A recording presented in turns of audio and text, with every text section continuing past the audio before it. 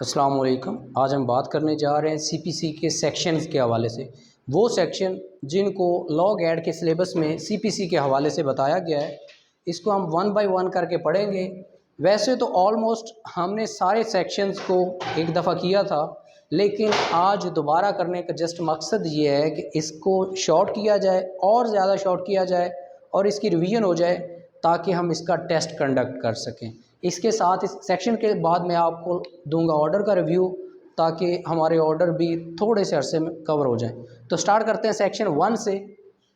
Section 1 हमें क्या बताता है जी? सेक्शन 1 हमें इसका टाइटल बताता है कि इसका टाइटल क्या है, ये कहाँ कहाँ अप्लाई होता है और ये कब वजूद में आया या कब बना। फर्स्ट ऑफ ऑल इस एक्ट को कहते हैं the civil code of civil procedure 1908। इसको दीवानी ज़ाब्ता दीवानी 1908 कहा जाता है। ये पूरे पाकिस्तान में एप्लीकेबल है, ठीक है, और ये मुख्तसर है। ये है जी इसका सेक्शन नंबर 1। सेक्शन नंबर 2 में क्या है जी? सेक्शन नंबर 2 में है हमारे पास डेफिनेशंस। डिफरेंट डेफिनेशंस हैं जिनको हम वन बाय वन करके करेंगे ताकि हमारा जो डेफिनेशंस का भी कंसेप्ट है वो भी क्लियर हो जाए। कोड्स है, इंक्लूड रूल्स। उसके बाद डिक्री मेन इसकी डेफिनेशन है। डिक्री क्या है जी? Decree means the formal expression of an adjudication. Decree किसी भी अदालत का बाज़ाब्ता फैसला है जो दो पार्टियों के राइट को डिटरमिन करने के लिए मुख्तसर या जामिया भी हो सकती है, और ये फ़ैसला जो है आर्जी और मुस्तकिल भी हो सकता है, ठीक है। डिक्री किसी भी अदालत का बाज़ाब्ता फ़ैसला है जो दो पार्टियों में मुतनाज़ा मामले को हल करने के लिए दिया जाता है, और ये फ़ैसला आर्जी भी हो सकता है और मुस्तकिल भी हो सकता है, और ये फ़ैसला दावे का अखराज भी हो सकता है, यानी इस फ़ैसले के तहत दावा खारिज भी किया जा सकता है, ठीक है। उसके बाद है जी हमारे पास इसकी डेफिनेशन नंबर 2। डिक्री होल्डर कौन है? अभी हम सेक्शन 2 पे हैं। डिक्री होल्डर वो बंदा है जिसके हक में डिक्री पास की जाए, ठीक है। उसके बाद है जी हमारे पास डिस्ट्रिक्ट। हर वो एरिया जो एक ज़िले की सतह रखता है जिसमें उसके बाकी अदारे उसके सबऑर्डिनेट होते हैं, वो डिस्ट्रिक्ट होता है। जैसे डिस्ट्रिक्ट कोर्ट के अंदर सिविल कोर्ट्स भी आती हैं। अब हाई कोर्ट का जो नीचे हाई कोर्ट का जो सबऑर्डिनेट कोर्ट होगी वो डिस्ट्रिक्ट कोर्ट होगी। जैसे कि लाहौर है, लाहौर हाई कोर्ट के अंडर जो लाहौर ज़िला है ये इसका सबऑर्डिनेट है, और लाहौर ज़िले के नीचे जो हैं फर्दर कोर्ट्स जो हैं वो इस डिस्ट्रिक्ट की प्रिंसिपल सीट के नीचे हैं। और लाहौर क्या है? ज़िला जो इस लाहौर के सारे मामला, लाहौर के जितने भी केसेस होंगे वो कहाँ जाएंगे? वो लाहौर में ही डील किए जाएंगे, एक डिस्ट्रिक्ट की टेरिटरी में डील किए जाएंगे। फॉरेन कोर्ट क्या है? फॉरेन कोर्ट वो अदालत है जो पाकिस्तान से बियॉन्ड है, पाकिस्तान से बाहर काम करती है, या जो हमारी फेडरल गवर्नमेंट है उसके अंडर काम नहीं करती। वो क्या है? फॉरेन अदालत है, बैरूनी अदालत है। फॉरेन जजमेंट क्या है? जो फॉरेन अदालत है उसने जो जजमेंट पास किया है, उसने जो फैसला दिया है, उसको हम फॉरेन जजमेंट कहते हैं। उसके अलावा है जी हमारे पास गवर्नमेंट प्लीडर। सरकारी वकील कौन है? हर वो सरकारी वकील जिसको कोई सूबाई हुकूमत अपॉइंट करती है। एडवोकेट जनरल भी हो सकता है, असिस्टेंट एडवोकेट जनरल भी हो सकता है, एडीपीपी भी हो सकता है, एडिशनल एडवोकेट जनरल भी हो सकता है। हर वो वकील जिसको प्रोविंशियल गवर्नमेंट सूबाई हुकूमत अपॉइंट करती है, ठीक है। उसके बाद जज कौन होता है? एक अदालत का जो सबसे बड़ा ऑफिसर होता है, प्रिजाइडिंग ऑफिसर होता है, वो जज होता है। बाकी जितना भी अमला होता है उसका सबऑर्डिनेट होता है।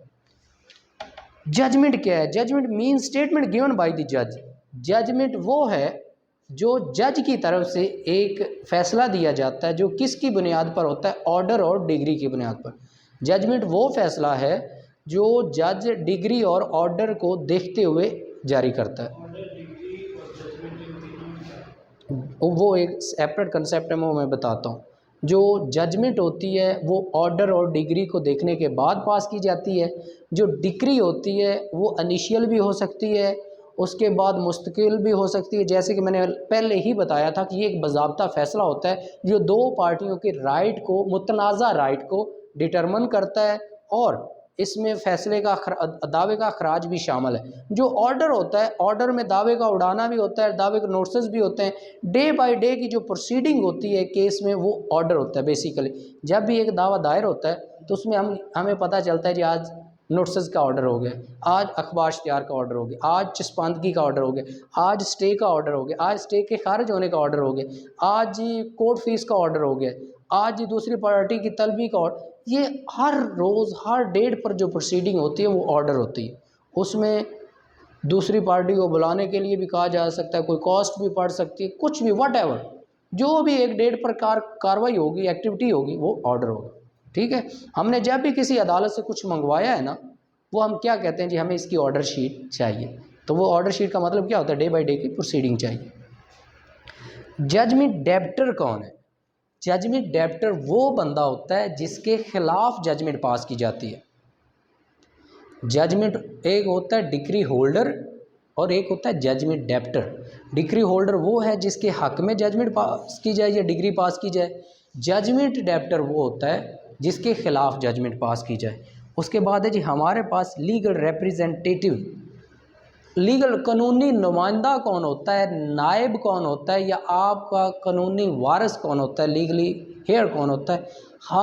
वो शख्स जो मरने के बाद एक बंदे की प्रॉपर्टी को मनकूला या गैर मनकूला जायदाद को इस्तेमाल कर सके, उस पर केस कर सके या उसके मुताल्लिक केस को फेस कर सके, वो होता है लीगल रिप्रेजेंटेटिव। उसका वारिस, उसका नुमाइंदा, उसका नायब। ये 4-5 नाम मैंने बताए। मैसन प्रॉफिट, ये एक बड़ा मेजर कंसेप्ट है। मैसन प्रॉफिट क्या होता है? इसमें एक चीज़ आपने मेजर याद रखनी, वो प्रॉफिट जो आप इल्लीगल पोजेशन से हासिल करते हैं। किसी की प्रॉपर्टी पर इल्लीगल पोजेशन आप रखते हैं, उसके बाद जो आपको मुनाफा आता है वो है मैसन प्रॉफिट। किसी की ज़मीन पर कब्ज़ा करने के बाद जो आपको वहाँ से आमदनी आएगी वो क्या है? मैसन प्रॉफिट है। ठीक है। मूवेबल प्रॉपर्टी, मूवेबल प्रॉपर्टी वो है जो एक जगह से दूसरी जगह ट्रांसफ़र की जा सके। इसमें फसलें वगैरह आती हैं जो एक जगह से ऑर्डर क्या है जी?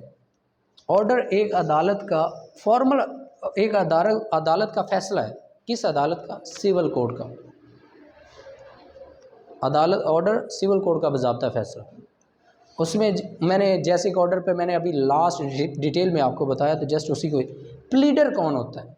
हर वो बंदा जो किसी के बिहाफ पर, एक चीज़ इसमें, प्लीडर वो बंदा होता है जो मतलब वो लॉयर, वो इंसान, आम बंदा तो प्लीडर नहीं ना बन सकता जिसके पास लॉ की डिग्री नहीं है।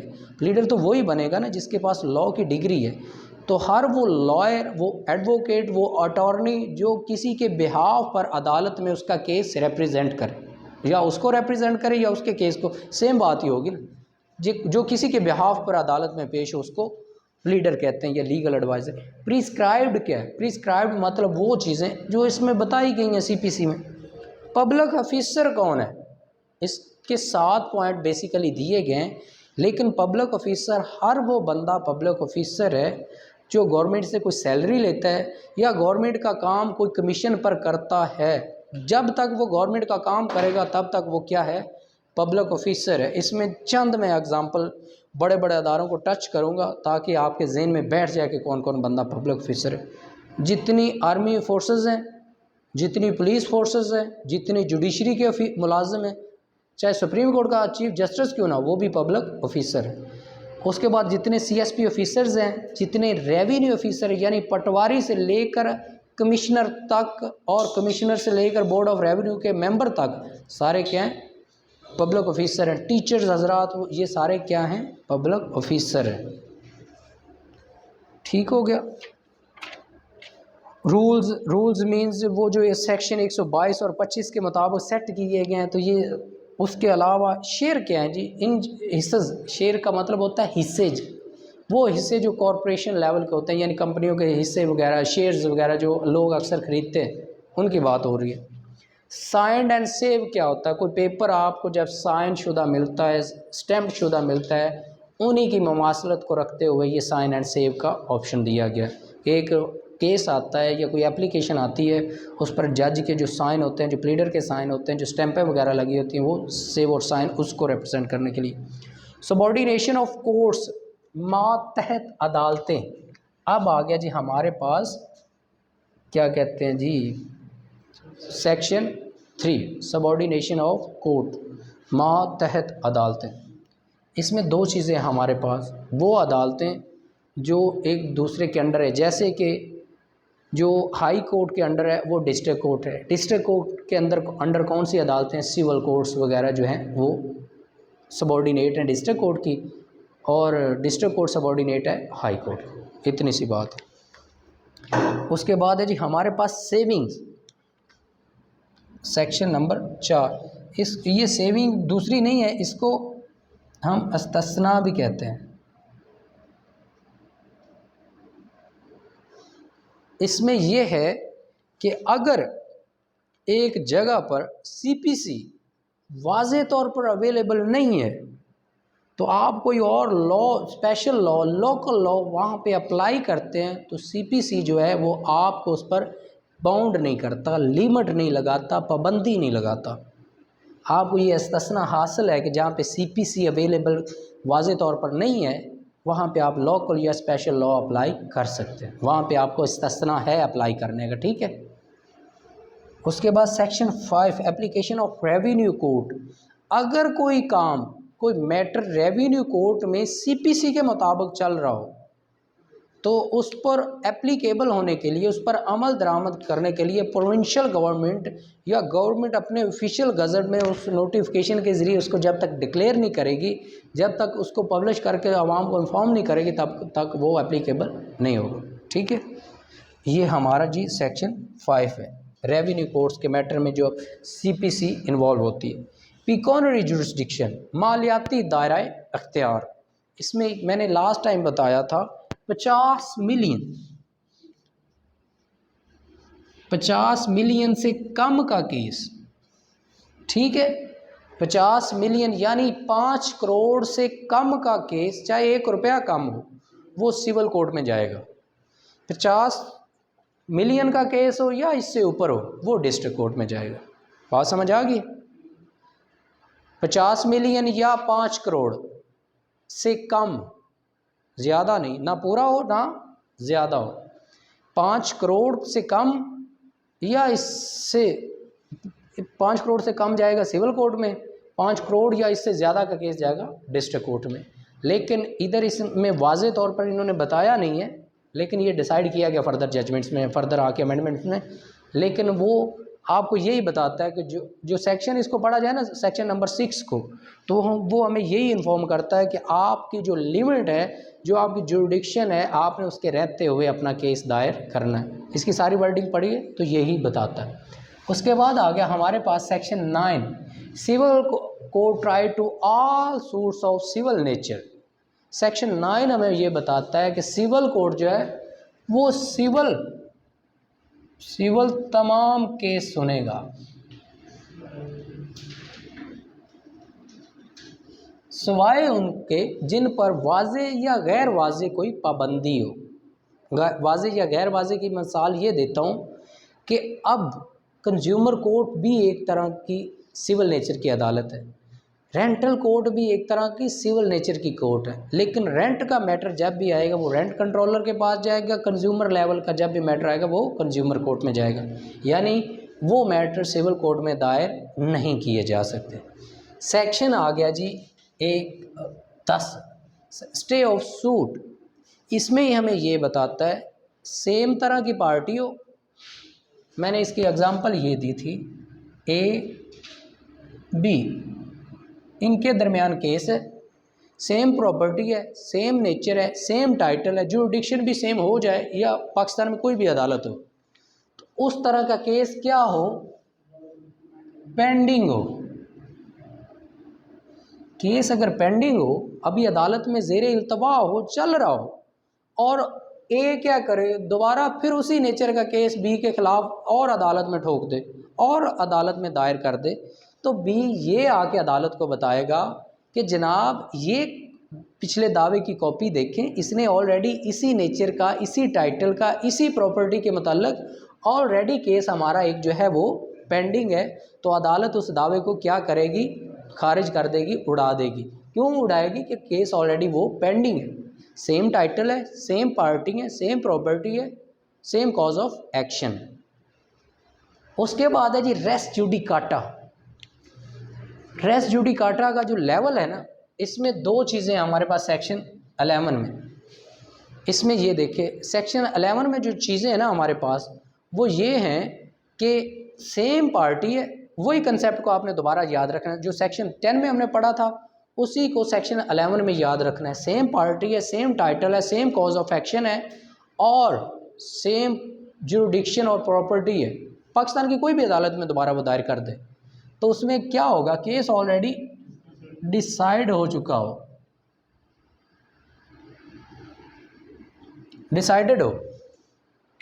अगर केस डिसाइडेड है उसको आप दोबारा अदालत में दायर नहीं कर सकते। उसके अपर फोरम पर ले जाएं, अपील में जाएं, रिवीजन में जाएं, लेकिन उस नेचर की अदालत में, उस लेवल की अदालत में आप दोबारा दायर नहीं कर सकते। पहले में ये है कि केस पेंडिंग है, अभी चल रहा है, उस तरह का केस दोबारा नहीं हो सकता।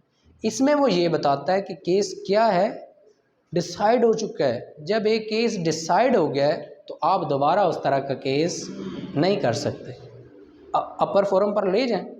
सेक्शन 12 हमें बताता है बार टू फर्दर सूट।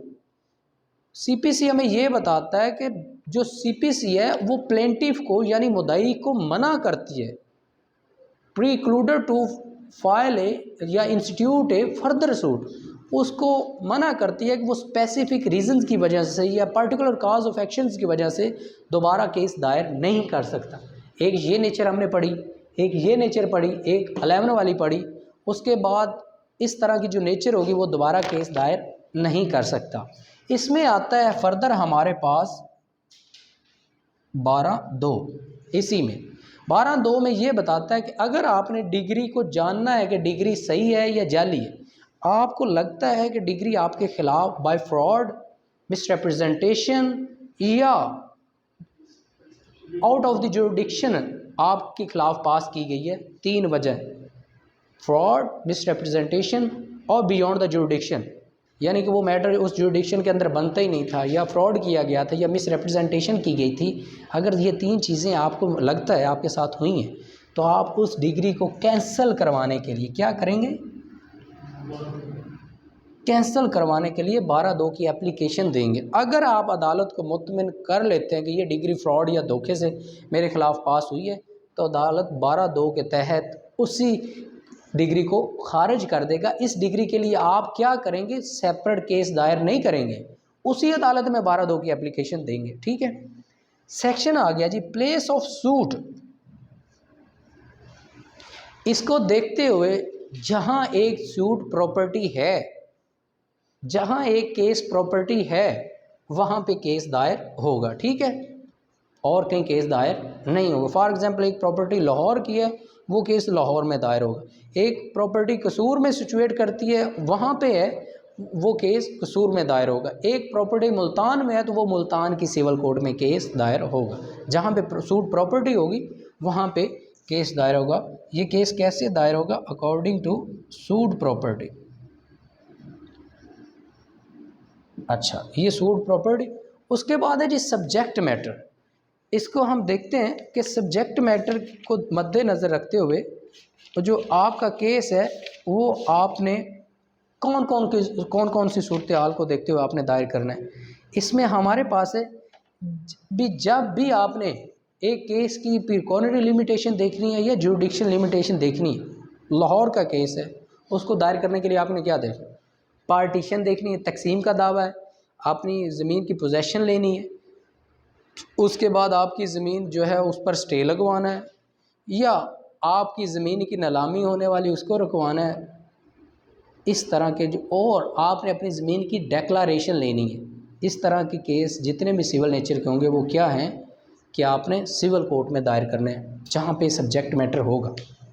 ठीक है, ये था हमारा सेक्शन, नहीं 16 का था, 15 में जस्ट इतना बताया गया कि जहाँ पे प्रॉपर्टी होगी वहाँ दायर होगा। इसमें ये बताता है ना कि 15 में वो ये बताता है सिविल कोर्ट में कोई भी केस होगा वो सिविल कोर्ट की सबसे नीचे वाली अदालत में दायर होगा। सेक्शन 15 का ये बताता है कोई भी केस होगा वो सिविल कोर्ट की सबसे नीचे वाली अदालत में होगा और जहाँ पे वो प्रॉपर्टी सिचुएट करती होगी। पहले हाफ कंसेप्ट था, अब कंप्लीट हो गया। जहाँ पे वो प्रॉपर्टी सूट कर होगी वहाँ की सबसे नीचे, एक प्रॉपर्टी अगर लाहौर में है ना तो लाहौर की जो सबसे नीचे वाली अदालत कौन सी है, सिविल कोर्ट है, तो सिविल कोर्ट में दायर होगा।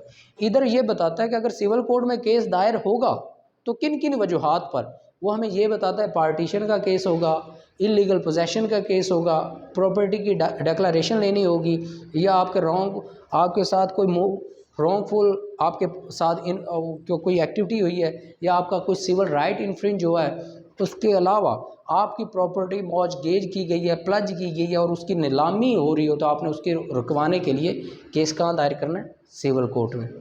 सेक्शन 17 हमें बताता है डिफरेंट जुरिडिक्शन। इसमें डिफरेंट जुरिडिक्शन का मैटर ये है कि अगर एक प्रॉपर्टी जो है वो 2 डिस्ट्रिक्ट में आती है, यानी कसूर में भी आती है, लाहौर में भी आती है, दोनों डिस्ट्रिक्ट में, आधी इधर आ रही है आधी उधर आ रही है, जहाँ भी आती है आपने ये देखना है कि किसी भी एक अदालत में आप केस दायर करके उस प्रॉपर्टी को, उसका केस उधर लगवा सकते हैं। प्रॉपर्टी 2 ज़िलों में है मियाँ साहब, प्रॉपर्टी 2 ज़िलों में है, कसूर और लाहौर में, आप किसी भी एक अदालत में केस दायर कर सकते हैं। इसमें सेक्शन 18 में ये बताता है कि अनसर्टन जुरिडिक्शन, अनसर्टन जुरिडिक्शन, अगर प्रॉपर्टी 2 से ज़्यादा अदालतों में आ रही है, यानी उसकी जुरिडिक्शन ही डिटरमिन नहीं हो पा रही, हम उसको मुतय्यन नहीं कर पा रहे, मुकर्रर नहीं कर पा रहे कि इसकी जुरिडिक्शन बेसिकली बनती क्या है। फॉर एग्जांपल इसी को देखते हैं, इसके साथ एक और चीज़ लगाते हैं, सी ए बी सी 3 अदालतें आ गई हैं अकॉर्डिंग टू सेक्शन 18, और हमें ये अंदाज़ा नहीं हो रहा कि हम केस ए में करें, बी में करें, सी में करें। आप किसी एक में भी दायर करेंगे, दायर करने के बाद वो अदालत वजह लिखेगी ऑर्डर में, केस स्टार्ट करके उसमें पहले ऑर्डर में वो वजह लिखेगी कि इस वजह से इसकी जो जुरिस्डिक्शन थी वो डिटरमिन नहीं हो पा रही थी, डिटरमिन ना होने की वजह से मैं इस केस को सुनना जा रही हूँ। अदालत ऑर्डर लिखेगी, सुनने के बाद वो एज इट एज जैसे केस विद इन जुरिडिक्शन दायर होता है ना, स्टार्ट होता है, प्रोसीडिंग बाकी सेम होगी जैसे एक नॉर्मल केस की होती है। उसके बाद है जी हमारे पास सेक्शन 19 प्लेंटिफ प्लेस, मैंने इसको लिखा हुआ है लेकिन 19 हमें ये बताता है कि suit for compensation of wrongs to person और मूवेबल्स, यानी इसको सारे को पढ़ने के बाद हमें एक जनरल कंसेप्ट ये मिला है कि जहाँ पर प्लेंटिफ रहता होगा, जहाँ पर मुद्दई रहता होगा, वहाँ पर केस दायर होगा। इसमें जनरल कंसेप्ट ये है कि एक तो मुद्दई का नुकसान हुआ है, उसके अलावा वो दूसरे एरिया में जा केस दायर करेगा तो उसका डबल नुकसान होगा, आने जाने के उसको खर्चे पड़ेंगे। तो लॉ ये कहता है कि जिसका नुकसान हो उसको तो बचाते हैं ना, इसलिए सेक्शन 19 के मुताबिक जो केस होगा वो प्लेंटिफ की जगह पे दायर होगा जहाँ पे प्लेंटिफ रहता होगा। अकॉर्डिंग टू सेक्शन 20 मुद्दा रेजिडेंट, इसमें ये बताया जा रहा है कि जहाँ कॉज ऑफ एक्शन अराइज हुई हो और वहाँ पे एक या एक से ज़्यादा मुद्दालय कुछ अरसे के लिए कारोबार की नीयत से या आर्जी तौर पर रहते हों तो केस कहाँ दायर होगा, जहाँ पे मुद्दालय रहते होंगे। ठीक है, ये था सेक्शन 20 का कंसेप्ट। सेक्शन जी आ गया 47 हमारे पास। इसके बाद question to be determined by the executing court, इसमें यह कहता है कि 2 पार्टियों के दरमियान या पार्टियों के रिप्रेजेंटेटिव के दरमियान जो भी क्वेश्चन अराइज होंगे वो कहाँ कौन डिटर्मिन करेगी, एग्जीक्यूटिंग कोर्ट करेगी, वो कोर्ट करेगी जो डिग्री पर अमल दरामद करवाती है। इसके लिए कोई आपको सेपरेट सूट अलग से केस दायर नहीं करना पड़ेगा। ठीक है, क्योंकि 2 अदालतें होती हैं ना, एक ए अदालत होती है जो डिग्री पास करती है, डिग्री पास करने पर उसके बाद अमल दरामद करवाना होता है वो जो अदालत बी में करवाती है। ये डिग्री पास करती है, ये उस पर अमल दरामद कराती है। अब हम पढ़ रहे हैं इसकी सिचुएशन, यानी ए ने तो डिग्री पास कर दिया, अब चलेगी बी के पास। बी के पास जाने के बाद पार्टी दूसरी कहती है जिसके खिलाफ डिग्री एग्जीक्यूट हो रही है, वो कहती है इसमें ये चीज़ भी नहीं थी, इसमें अदालत कहती है आपने जो भी बताना इधर आके बताएं बी वाले फोरम पर। इधर आके बताएं, आपकी हर बात सुनी जाएगी, आपके वकील का हर एतराज़ सुना जाएगा, लेकिन उनका फैसला कौन करेगी? ये करेगी। अगर डिग्री खारिज करनी होगी, अगर उस पर पूरा अमल दरामद करवाना हुआ तो वो पूरा अमल दरामद करवाया जाएगा। ठीक है, उसके लिए आपको कोई अलग से दोबारा केस दायर करने की ज़रूरत नहीं है, इधर आके एग्जीक्यूटिंग कोर्ट में आके जवाब दें। सेक्शन है जी 75 लोकल कमीशन।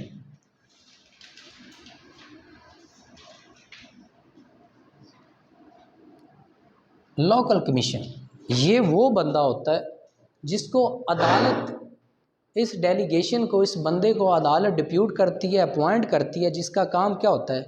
एक पर्सन की इन्वेस्टिगेशन करना, लोकल इन्वेस्टिगेशन करना, पार्टीशन ऑफ सूट और उसके बाद सेटलमेंट ऑफ अकाउंट्स। 4 काम ये करता है। पहले क्या, एक बंदे का पता करता है कि जिस बंदे के लिए लोकल कमीशन अपॉइंट किया है कि इस बंदे की हालत बताई जाए, ये ठीक है या नहीं ठीक, मजूर है या मरगल बिस्तर पर पड़ा हुआ है।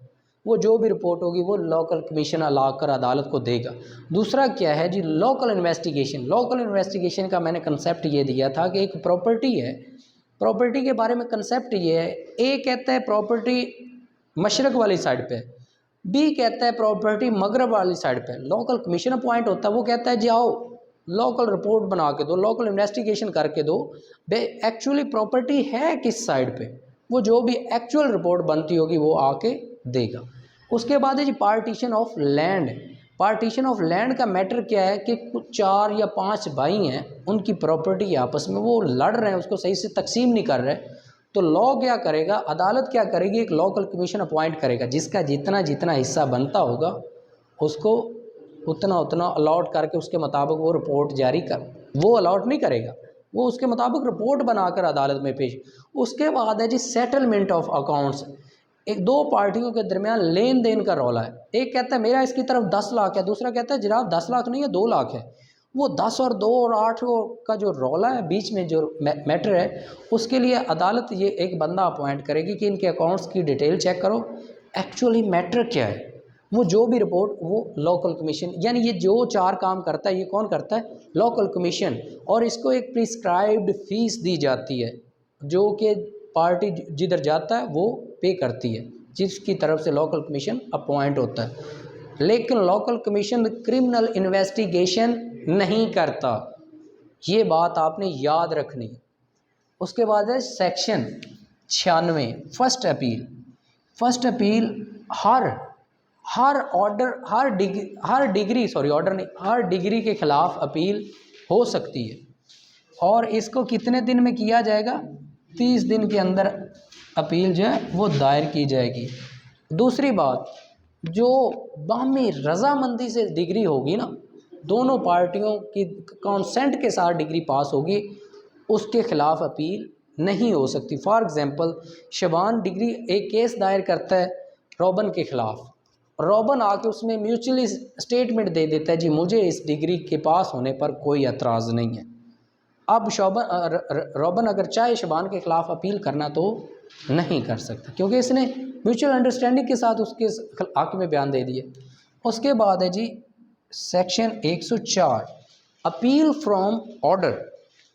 हर ऑर्डर जो है वो अपीलेबल है। सेक्शन 104 के मुताबिक हर ऑर्डर के ख़िलाफ़ जनरल कंसेप्ट ये है कि हर ऑर्डर के ख़िलाफ़ अपील हो सकती है, लेकिन उस ऑर्डर के ख़िलाफ़ अपील नहीं हो सकती जो अपील में ऑर्डर किया गया हो।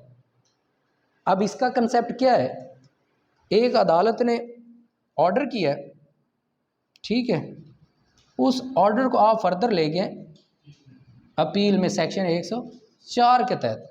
अब अपील में जो ऑर्डर हुआ है ना वो अपीलेबल नहीं है, ठीक है, उसके लिए रिवीजन है, बाकी फॉर्म पड़े हुए हैं, अपील नहीं हो सकती। हाँ, समझ आ गई। उसके बाद एग्जीक्यूटिंग कोर्ट में अरेस्ट का ऑर्डर हो जाता है या डिटेंशन का ऑर्डर हो जाता है, वो भी अपीलेबल नहीं है। सेक्शन 115 रिवीजन, निगरानी। मैंने इस दफ़ा जस्ट उर्दू का कंसेप्ट इसलिए दिया है कि हम इंग्लिश की वर्डिंग को बार बार पढ़ चुके हैं, अब आपको इतना आइडिया हो जाएगा। और जब भी नोट्स बनाने हैं, जब भी मेरा वीडियो लेक्चर सुनना है, उस वक्त आपके पास वो बुक, रेलिवेंट बुक जो है वो खुली हो, ताकि लेक्चर सुनते साथ साथ आपकी पेंसिल भी चलती जाए, ताकि आपकी जो वो कंसेप्ट हैं वो आपके जहन में जो कंसेप्ट मिस हो वो आप फ़ौरन सुनने के बाद उस सेक्शन पे, उस ऑर्डर पे, उस आर्टिकल पर लिख लें, ताकि आपकी जो रिवीजन है, जो आप दोबारा सुनकर इसको तैयार करेंगे, वो ज़्यादा अच्छे से हो। ठीक है। निगरानी। अच्छा, फर्स्ट ऑफ ऑल मैं आपको दो कंसेप्ट बताता हूँ, रिव्यू और रिवीजन में। सेक्शन 114 जो है ये बेसिकली रिव्यू है। रिव्यू हमेशा उसी अदालत में दायर किया जाता है जिसने फ़ैसला पास किया हो, जिसने कोई ऑर्डर पास किया, कोई डिग्री पास की हो। रिव्यू का आप कंसेप्ट सुनो, आवाज़ की निस्बत कंसेप्ट सुनो। रिव्यू यानी अपने ही फैसले पर नज़रसानी करना।